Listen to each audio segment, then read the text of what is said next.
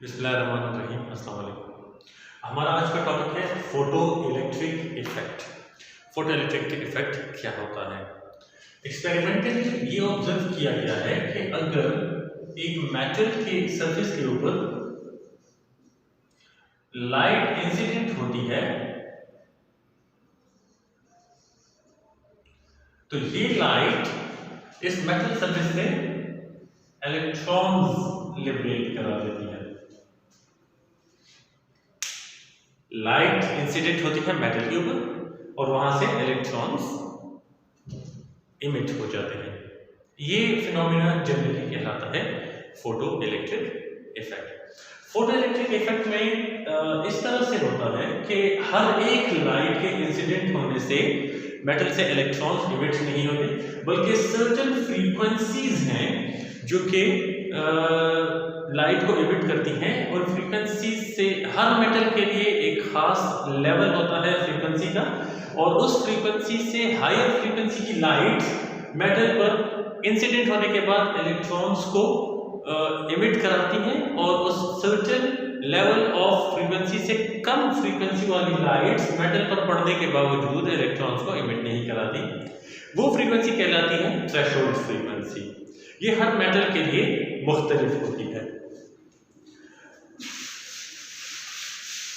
Photo electric effect जब study किया गया तो ये एविडेंट हो गया था इस बात का कि लाइट की वेव नेचर के साथ साथ पार्टिकल नेचर भी है, क्योंकि हमें पता है कि लाइट के अंदर फोटॉन्स होते हैं, packets of energy, Planck's theory के मुताबिक। अब फोटॉन्स, एक फोटॉन एक पार्टिकल के तौर से बिहेव करता है, आता है, एक इलेक्ट्रॉन से टकराता है, अपनी सारी एनर्जी इलेक्ट्रॉन को दे देता है।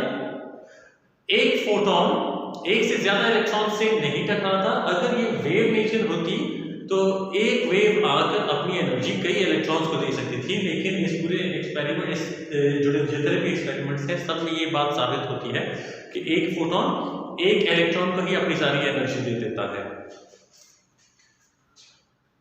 स्टडीज को इस तरह से किया गया कि एक ग्लास ट्यूब लेके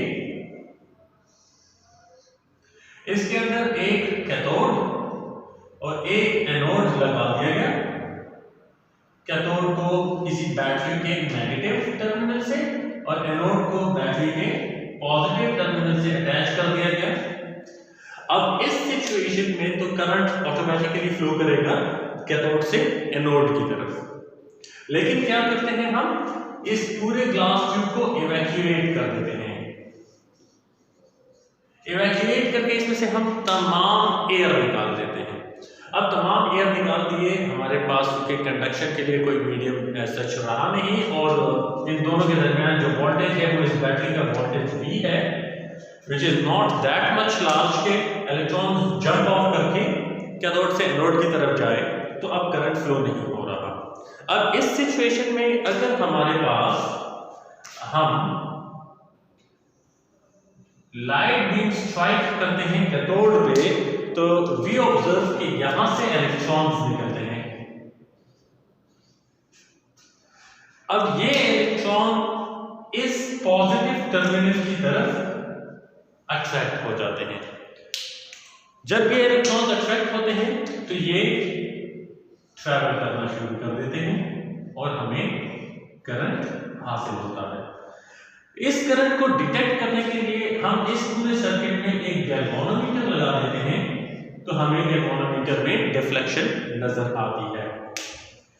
ये पूरा सेटअप फोटो इलेक्ट्रिक इफेक्ट को शो कर रहा होता है, क्योंकि लाइट आती है, इंसिडेंट होती है इस मेटल प्लेट पे, यहां से इलेक्ट्रॉन्स लिबरेट होते हैं, लिबरेट होने के बाद इलेक्ट्रॉन पॉजिटिव टर्मिनल की तरफ अट्रैक्ट करते हैं, जंप ऑफ करके इस वैक्यूम को क्रॉस कर देते हैं और करंट इस सर्किट में फ्लो कर जाता है। अब हमें पता है कि इस वोल्टेज की वजह से इलेक्ट्रॉन्स नहीं जा रहे, लेकिन क्योंकि सिर्फ ये एनोड कनेक्टेड है पॉजिटिव टर्मिनल की तरफ, तो उस अट्रैक्शन की वजह से, क्योंकि कैथोड और एनोड के दरमियान इतना पोटेंशियल डिफरेंस है, तो ये करंट हमें हासिल होगा। अब अगर हम इस वोल्टेज को इंक्रीज कर देते हैं तो हमें ये करंट ज्यादा मिलेगा। अगर हम इस वोल्टेज को मजीद इंक्रीज करते हैं, हमें ये करंट और ज्यादा मिलेगा। तो करंट का ज्यादा होना हमें हासिल हो रहा होता है।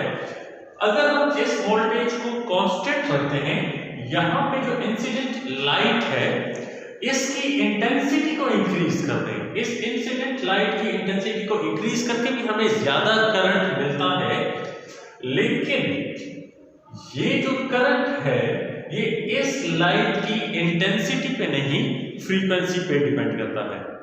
अगर इस कैथोड वाले मेटल की थ्रेशोल्ड फ्रीक्वेंसी से हम इस लाइट की फ्रीक्वेंसी कम रखें तो भले ही इसकी जितनी भी इंटेंसिटी होगी, इसकी frequency threshold frequency of this material से लेस है, we won't be having any sort of current in this situation.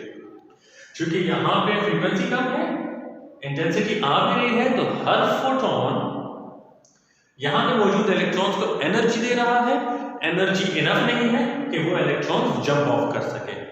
वो एनर्जी जो फोटोन आकर हर इलेक्ट्रॉन को एक फोटोन अपनी एनर्जी देता है, तो उस एनर्जी का कुछ पोर्शन, अगर वो एनर्जी ज्यादा है, हायर फ्रीक्वेंसी की लाइट वेव है, तो कुछ portion of the energy it is consumed in kicking the electron out of the surface, liberating it from the surface. तो कुछ एनर्जी लिबरेशन में इस्तेमाल हो जाती है, बाकी की तमाम एनर्जी इस इलेक्ट्रॉन की काइनेटिक एनर्जी में बदल जाती है और उस काइनेटिक एनर्जी के साथ इलेक्ट्रॉन आगे ट्रैवल करता है।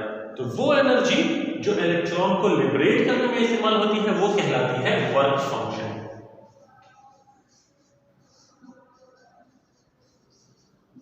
और वर्क फंक्शन हर मेटल के लिए अलग होता है और इसको फाई से डिनोट किया जाता है।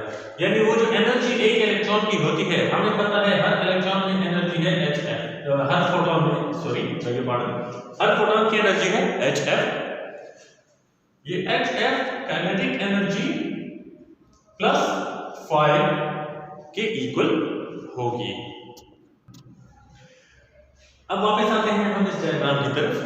हमें पता है कि पॉजिटिव टर्मिनल की तरफ ये सारे इलेक्ट्रॉन्स अट्रैक्ट होते हैं। What if we change the polarization? अगर हम पोलराइजेशन चेंज कर देते हैं, यहाँ पे इस सेटअप को नेगेटिव और इस सेटअप को पॉजिटिव चार्ज दे देते हैं, तो यहाँ पर ये टर्मिनल नेगेटिव हो जाएगा, ये टर्मिनल आपके पॉजिटिव हो जाएगा। जो इलेक्ट्रॉन यहाँ से ट्रैवल करके इस तरफ को आ रहे थे, अब वो रिपेल होना शुरू हो जाएंगे। ये इलेक्ट्रॉन इन तमाम इलेक्ट्रॉन्स को रिपेल करेगा, वह आगे नहीं आने देगा। एक खास वोल्टेज हमारे पास आ जाएगी जिसको हम V0 से शो करते हैं या इसको Vs से शो करते हैं। उस पर, इस वोल्टेज पर यहां रिपल्शन टू द इलेक्ट्रॉन्स इतनी ज्यादा होगी कि कोई करंट फ्लो नहीं करेगा, तमाम के तमाम इलेक्ट्रॉन्स इधर नहीं पहुंचेंगे, इधर ही रहेंगे। ये वोल्टेज कहलाती है स्टॉपिंग वोल्टेज, इसको स्टॉपिंग वोल्टेज कहते हैं। अब काइनेटिक एनर्जी इन इलेक्ट्रॉन्स की वो क्या होती है, उसका स्टॉपिंग वोल्टेज के साथ क्या रिलेशनशिप है, वो मैथमेटिकली हम स्टडी करते हैं। तो उसको स्टडी करने के लिए हमें थोड़ी सी इसमें कैलकुलेशन करनी पड़ेगी। अगर हमें वो वोल्टेज का फॉर्मूला याद है, वो होता है एनर्जी या work done per unit charge. अब यहां पर हमारे पास स्टॉपिंग वोल्टेज की हम बात कर रहे हैं V0, और एनर्जी हमारे पास है काइनेटिक एनर्जी, और चार्ज हमारे पास है इलेक्ट्रॉन। अगर हम एक सिंगल इलेक्ट्रॉन की बात करते हैं तो एक सिंगल इलेक्ट्रॉन की काइनेटिक एनर्जी कितनी होती है? यहां ये मैक्सिमम काइनेटिक एनर्जी है। स्टॉपिंग वोल्टेज ऊपर के मैक्सिमम काइनेटिक एनर्जी हासिल करने के बाद भी इलेक्ट्रॉन आगे को मूव नहीं कर पाता, तो यहां से हमारे पास कंक्लूजन ये बनता है कि kinetic energy at maximum level वो होगा eV0। अगर रिवर्स पोलराइजेशन में किसी इलेक्ट्रॉन की काइनेटिक एनर्जी इतनी ज्यादा हो कि वो eV0 से ज्यादा हो, तो उस कंडीशन में भी इलेक्ट्रॉन जंप करके इधर आ सकता है। उस कंडीशन में फिर ये स्टॉपिंग वोल्टेज नहीं बनेगी। लेकिन ये स्टॉपिंग वोल्टेज ही तब होगी कि इलेक्ट्रॉन्स की जो मैक्सिमम काइनेटिक एनर्जी है वो eV0 के इक्वल हो जाए। उस कंडीशन में अब इलेक्ट्रॉन्स आगे को मूव नहीं कर सकते।